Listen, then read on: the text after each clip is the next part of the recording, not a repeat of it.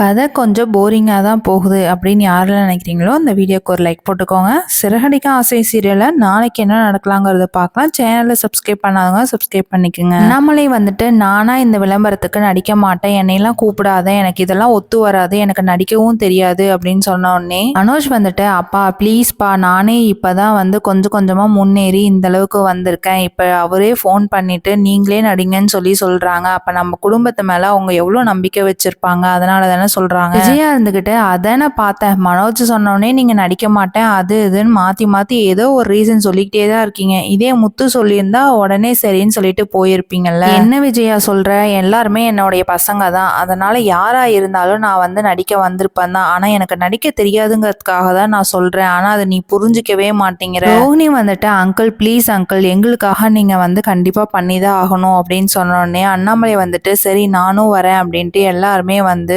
Appliances போகிறாங்க. அங்கே போனோடனே எல்லாருமே வந்து என்னென்ன புது பொருள் இருக்கோ அதையெல்லாம் பார்த்துட்டு இருக்காங்க. அந்த டைமில் மனோஜ் இருந்துக்கிட்டு நம்மளை ஷூட்டிங் எடுக்க வந்துட்டாங்க, வாங்க எல்லாரும் போகலாம், எல்லாரும் சூப்பராக ஆக்டிங் பண்ணணும், அப்போ தான் நம்ம மேலே ஒரு நம்பிக்கை வரும், திரும்ப திரும்ப அவர் ஏதாவது புதுசாக ஒரு ப்ராடக்ட் ஸ்டார்ட் பண்ணாங்கன்னா என்னை வந்து கூப்பிட்டு பண்ணுவார், இல்லைனா பண்ணவே மாட்டார் அப்படின்னு சொன்னோடனே சரின்னு சொல்லிட்டு எல்லாரும் வந்து ஆக்ட் பண்ண ஸ்டார்ட் பண்ணுறாங்க. கேமராமேன் வந்துட்டு ஷூட் பண்ண ஸ்டார்ட் பண்ணுறாங்க. அந்த டைமில் எல்லாரும் வந்து நடிக்க ஸ்டார்ட் பண்ணிடுறாங்க. ஆனால் ஒத்து வர மாதிரி தெரியல, அதனால வந்துட்டு திருப்ப நிறைய தடவை வந்து ஸ்டார்ட்னு சொல்லிட்டே இருக்காங்க. முத்துக்கு உடனே கோவம் வந்து, நாங்கெல்லாம் எங்க வேலையை விட்டுட்டு இது நடிக்க வந்தா திருப்ப நீங்க சொல்லிட்டே இருக்கீங்க, அப்படி என்ன இதுல இருக்கு, நாங்க நல்லா தானே நடிக்கிறோம், இதை விட்டுட்டு நான் சவாரிக்கு போயிருந்தா கூட எனக்கு கொஞ்சம் அமௌண்ட் வந்திருக்கும், இதனால எனக்கு என்ன வந்திருக்கு, ஒண்ணுமே இல்லைல்ல, ஆனா நீங்க திருப்ப ஆக்ட்னு சொல்லிட்டே இருக்கீங்க. மனோஜ் போயிட்டு ஒரு நிமிஷம் இருடா முத்து, அவங்க அப்படிதான் சொல்லுவாங்க, நம்ம நல்லா நடிக்கிற வரைக்கும் அவங்க அப்படி சொல்லுவாங்க, நீ அதையெல்லாம் ஏத்துக்கிட்டு தான் நடிக்கணும் அப்படின்னு சொன்னோடனே எனக்கு இதனால என்னடா வருது.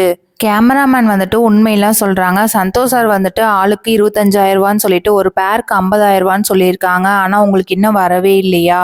முத்து வந்து ஷாக் ஆயிட்டு என்னது 2 லட்ச ரூபா அக்கௌண்ட்ல அனுப்பிட்டாரா, இன்ன வரைக்கும் என்கிட்ட மனோஜ் சொல்லவே இல்லை, நான் தான் ஏற்கனவே கேட்டேன்லடா, ஆனா சொல்லவே இல்லை உண்மையெல்லாம். அப்பா பாருங்க, நேற்று நான் எவ்வளவு தூரம் கேட்டேன், அப்பயுமே அவன் வாய் திறக்காம அமைதியா தானே உட்காந்துருந்தான், ஏற்கனவே 27 லட்ச ரூபாயும் இந்த மாதிரி தான் போச்சு, இப்ப 2 லட்ச ரூபாயும் போயிடுச்சா, நீ வந்து எல்லாத்துலயும் ஃப்ராடு வேலை தான் பண்ணுவியா, அந்த காசை வச்சு நீ என்ன பண்றனே தெரியல, எப்ப பார்த்தாலும் எந்த காசு கொடுத்தாலும் நீயே வச்சுக்கிற, யாருக்கும் கொடுக்க மாட்டேங்கிற, மாத்தி வாக்குவாதம் வருது. மனோஜ் வந்து கெஞ்சி கேக்குறாங்க, எப்படியாவது ஒண்ணு இதை ஆக்ட் பண்ணி கொடுத்தா மட்டும் போதும், அமௌண்ட்டை பத்தி நான் அப்புறம் உங்களுக்கு எல்லாம் கொடுக்கறேன் ப்ளீஸ் அப்படின்னு சொல்லிட்டு கெஞ்சி கேக்குறாங்க. எல்லாருமே வந்து நடிச்சு கொடுத்துட்டு வீட்டுக்கு போயிடுறாங்க. விஜயா வந்து மனசுக்குள்ளேயே இந்த 2 லட்ச ரூபாய் இவன் என்ன பண்றானே தெரியல, நாம போயிட்டு பார்வதி வீட்டுல அந்த 2 லட்ச ரூபாய் நம்ம போய் எடுத்துட்டு வரலாம் அப்படின்னு சொல்லிட்டு அங்க போறாங்க. என்ன பார்வதி அந்த 2 லட்ச ரூபாய் அமௌண்ட் கொடுக்குறியா அப்படின்னு சொன்னோடனே பார்வதி இருந்துகிட்டு நான் கொடுத்துட்றேன் ஓகே, ஆனா வீட்டுல போய் நீ என்ன சொல்லுவ அப்படின்னு சொன்னோடனே நான் உன்கிட்ட இருந்து கடன் வாங்கிட்டு வந்தேன்னு சொல்லிக்கிறேன், அப்பதான் யாருக்கும் என் மேல சந்தேகம் வராது, உன்னையும் கேட்டாங்களா நீயும் அப்படியே சொல்லிடு சரியா, நீ இப்ப இந்த 2 லட்ச ரூபாய் எனக்கு கொடு அப்படின்னு சொன்னோடனே 2 பேரும் மேல போறாங்க. அங்க போனதுக்கு அப்புறம் சாவி எடுத்துட்டு பீரோ வந்து ஓபன் பண்ணி பாக்குறாங்க.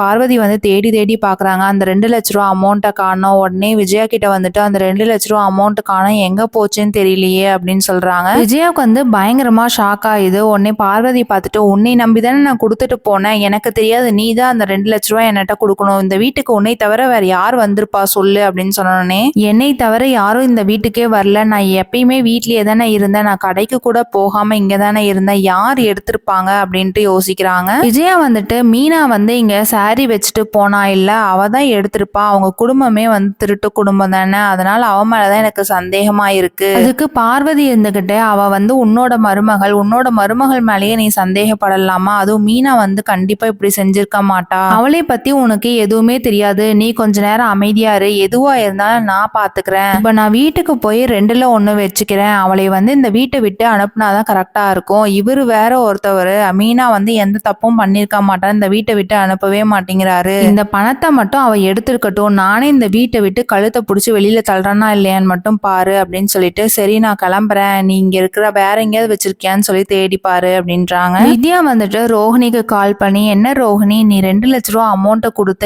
எங்க இருந்து வாங்கின, நீ என்ன பண்ண, என்கிட்ட எதுவுமே சொல்லலையே, நீ வர சொன்ன நானும் வந்துட்டேன், சிட்டி கிட்ட அமௌண்ட் கொடுத்தாச்சு, இந்த பணத்தை எங்க ஆன்டி கிட்ட இருந்து வாங்கினேன் அப்படின்னு சொன்னேன், வாங்கினியா இல்ல எடுத்தியா, உங்க ஆன்டி கிட்ட எப்படி இவ்வளோ பணம் இருக்கு, அது ஒண்ணும் இல்ல, இப்ப கேஸ் வாபஸ் வாங்கினாங்கல்ல, அதனால வக்கீல் வந்து 2 லட்ச ரூபா அமௌண்ட் கொடுத்தாரா அப்படின்னு சொன்னோடனே எப்படி உங்க ஆன்டி வந்து இந்த அமௌண்ட்டை கொடுத்துருப்பாங்க, எனக்கு சந்தேகமா சந்தேகமா தானே இருக்கு. இல்ல பார்வதி ஆண்டிட்ட கொடுத்து வச்சிருந்தாங்க, அதை போயிட்டு நான் எடுத்துட்டு வந்துட்டேன், யாருக்குமே தெரியாது நான் தான் எடுத்தேன் அப்படின்னு சொன்னேன். அடி பாவி, நீ என்னடி இப்படிலாம் பண்ற, இந்த அமௌண்ட் மட்டும் அவங்கலாம் தேடினாங்கன்னா நீ மாட்டிப்ப அப்படின்னு சொன்னேன். நான்லாம் மாட்ட மாட்டேன், எங்க ஆன்ட்டிக்கு என் மேலாம் சந்தேகம் வராது. இதுக்கு வித்யா இருந்துக்கிட்டு, ஏண்டி நீ பொய் மேல பொய் சொல்ற, திருடுற, நீ ஒரு நாள் இல்ல ஒரு நாள் கண்டிப்பா மாட்டிப்ப, அதனால நீ ஜாக்கிரதையா இருந்துக்கோ, என்னையும் சேர்த்து மாட்டி விட்டுறாத, அப்புறம் நானும் அவ்வளவுதான், உன் கூட சேர்ந்து நானும் ஜெயிலுக்கு வர வேண்டியதுதான் அப்படின்னு சொன்னோடனே ரோஹிணி இருந்துகிட்டு, அதெல்லாம் ஒன்றும் மாட்ட மாட்டோம், எதுவா இருந்தாலும் அப்புறம் பார்த்துக்கலாம் அப்படின்னு சொல்றாங்க. இந்த பணத்தை ரோஹிணி தான் எடுத்தாங்கன்ட்டு விஜயா கண்டுபிடிப்பாங்களா என்னங்கிறத வெயிட் பண்ணி பார்க்கலாம். தேங்க்ஸ் ஃபார் வாட்சிங்.